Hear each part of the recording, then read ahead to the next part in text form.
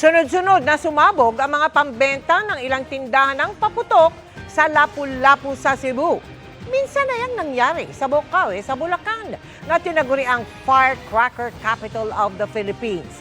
Kaya regular ang inspeksyon ng mga otoridad doon. Nakatutok si Rafi Tima.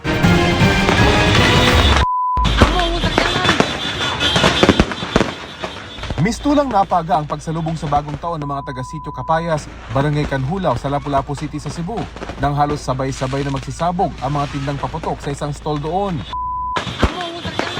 Ang ilang paputok, tumilapon pa patungo sa ilang nakaparadang motor. Wala namang nasaktan sa nangyaring sunog dahil nakaresponde agad ang mga bumbero, pero nagdulot ito ng matinding pinsala sa lugar.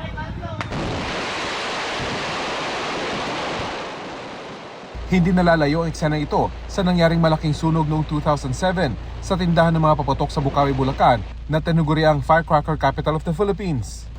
Ubos sa mga hilera ng mga tindahan ng paputok at milyong piso ang naabo dahil dito. Pero mula noon, hindi na rin naulit ang sunog sa Bocaue matapos silang magpatupad ng mga pagbabago.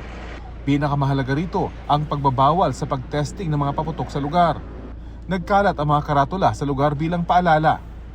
Maging sa iba pang bahagi ng Bocaue na dinarayo ng mga namimili ng paputok mula sa iba't ibang bahagi ng Luzon, mahigpit na rin daw ang panuntunan.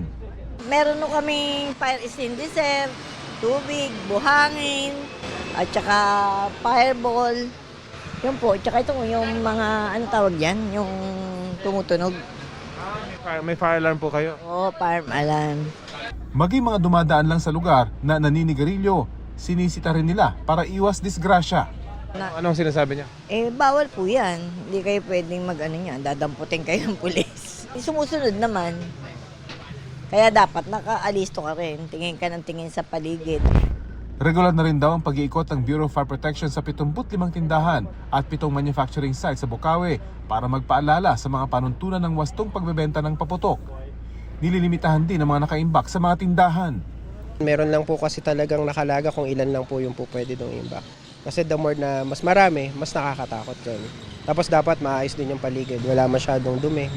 Ayon sa mga nagbebenta rito, bukas sila sa posibilidad na ibahagi ang kanilang karanasan at kaalaman sa ligtas at maayos na pagbebenta ng paputok para hindi na maulit ang mga aksidenteng tulad nito.